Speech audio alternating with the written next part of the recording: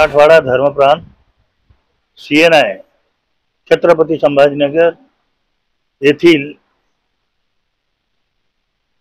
डायसेसचे 9वे अधिवेशन काल आणि आज रोजी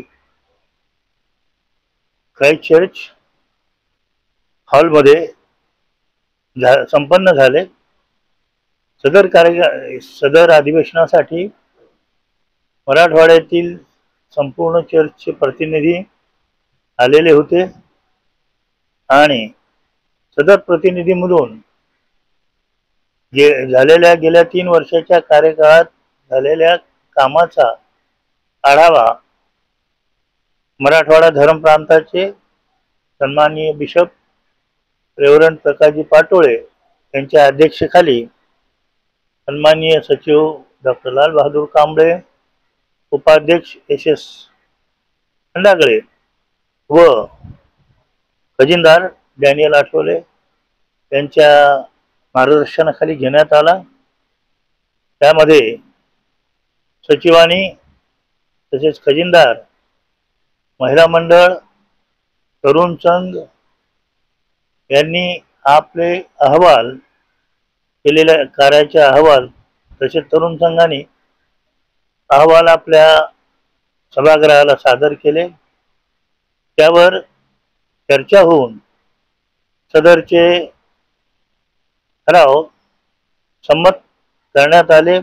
तसेच पुढील कार्यकाळासाठी मराठवाडा धर्म प्रांताचे पदाधिकारी, ऑफिस बेअरर यांना निवडीसाठी काल निवड समिती गठीत करण्यात आलेली होती।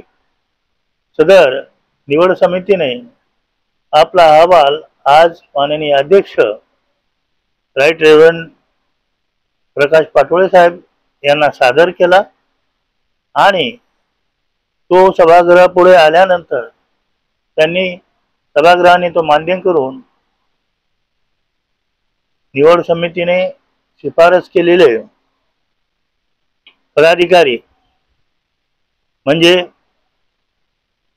सदर मराठवाडा धर्म प्रांताचे उपाध्यक्ष SS Khandagale, reverend SS Khandagale, मानद सचिव म्हणून जेम्स आंबिलढगे, मानद खजिनदार म्हणून डॅनियल आसवले, तसेच कार्यकारिणी मध्ये reverend SS Ghule, SY Ghule, SS Battise, Prabhakar Ghule व Vaibhav Ugale, SS Ghule, doctor LL Kamble,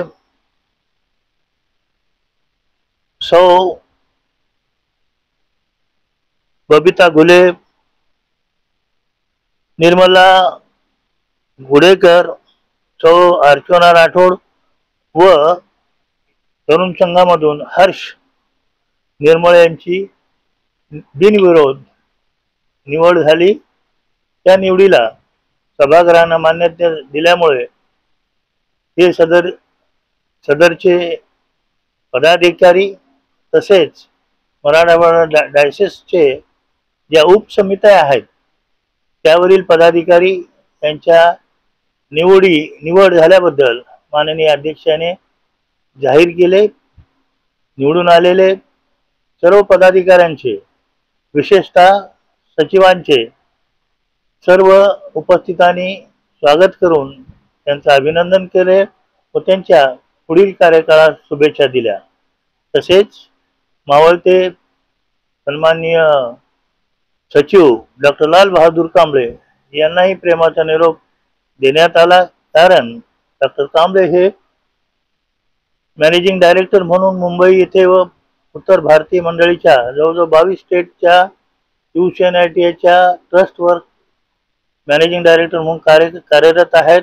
तसेच जॉन विल्सन एज्युकेशन सोसायटीच्या सेक्रेटरी म्हणूनही कार्यरत आहे व PCMAच्या खजिनदारपदीही त्यांची निवड झालेली आहे। तसेच सिनेटचेही ते सदस्य आहेत। म्हणजे त्यांना अतिशय मोठी जबाबदारी ह्या उत्तर भारतीय मंडळाने दिलेली आहे आणि त्यांना आज इथून प्रेमाचा निरोप देण्यात आलेला आहे. तर कार्यकारिणीचा कार्यकाळ किती वर्ष राहणार आहे आणि कार्यकारिणी पुढे कसे स्वरूपात काम करणार? कार्यकारिणीचा काळ हा 3 वर्षाचा असतो.